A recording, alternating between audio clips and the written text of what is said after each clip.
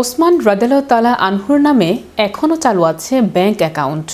ইসলামের ইতিহাসে ওসমান ইবনে আফনান রাদিয়াল্লাহু তাআলা আনহু ছিলেন তৃতীয় খলিফা এবং সাহাবীদের মধ্যে অন্যতম সম্মানিত ব্যক্তি।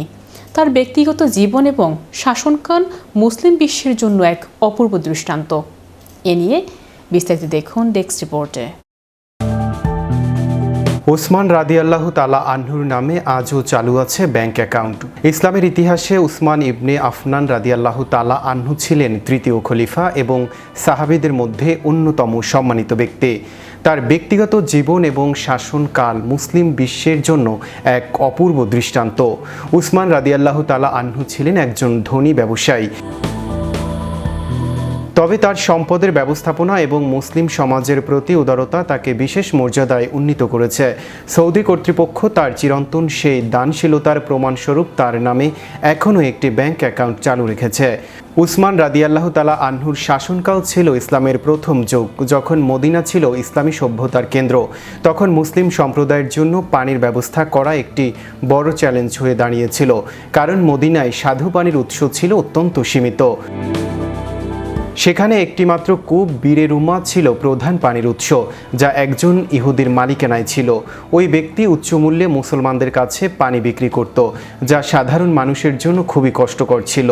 উসমান ইবনে আফনান রাদিয়াল্লাহু তাআলা আনহু মুসলমানদের এই কষ্ট দূর করার জন্য সেই ইহুদির কাছে কূপটি কিনতে যান। ইহুদি প্রথমে পুরো কূপ বিক্রি করতে রাজি হয়নি, তবে পরে সে শর্ত দেয় কূপের অর্ধেক অংশ বিক্রি করবে এবং একদিন সে ও অন্যদিন মুসলমানরা তা ব্যবহার করবে। উসমান রাদিয়াল্লাহু তাআলা আনহু এই প্রস্তাব গ্রহণ করে কূপের অর্ধেক অংশ কিনে নেন। এরপর তিনি ঘোষণা দেন যে মুসলমানরা তার নির্ধারিত দিনে বিনামূল্যে পানি নিতে পারবে। ফলস্বরূপ ইহুদি ব্যবসায়ী তার গ্রাহক ও ব্যবসা হারিয়ে শেষ পর্যন্ত কূপটির বাকি অর্ধেক অংশ উসমান রাদিয়াল্লাহু তাআলা আনহুর কাছে বিক্রি করে দিতে বাধ্য হয়। এভাবে পুরো কূপটি মুসলমানদের জন্য উন্মুক্ত হয় এবং তা আজও দানের স্মারক হিসেবে টিকে রয়েছে। ইতিহাসের অদ্ভুত আর এক চমকপ্রদ দিক হলো উসমান রাদিয়াল্লাহু তাআলা আনহুর এই দানের কারণে সৌদি আরবে আজও তার নামে একটি ব্যাংক অ্যাকাউন্ট সক্রিয় রয়েছে।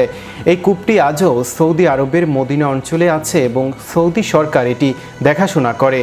কূপের চারপাশে গড়ে ওঠা অনেক কৃষি জমি থেকে প্রাপ্ত আয় বর্তমানে একটি ব্যাংক অ্যাকাউন্টে জমা হয়, যা উসমান রাদিয়াল্লাহু তাআলা আনহুর নামে পরিচালিত হয়। উসমান ইবনে আফনান রাদিয়াল্লাহু তাআলার জীবনে এই কূপ কেনা এবং সাধারণ মানুষের জন্য উন্মুক্ত করার ঘটনা প্রমাণ করে যে দানের প্রকৃত অর্থ কেবল তাৎক্ষণিক প্রয়োজন মেটানো নয়, বরং এমন কিছু সৃষ্টি করা যা প্রজন্মের পর প্রজন্ম ধরে মানুষের উপকারে আসে।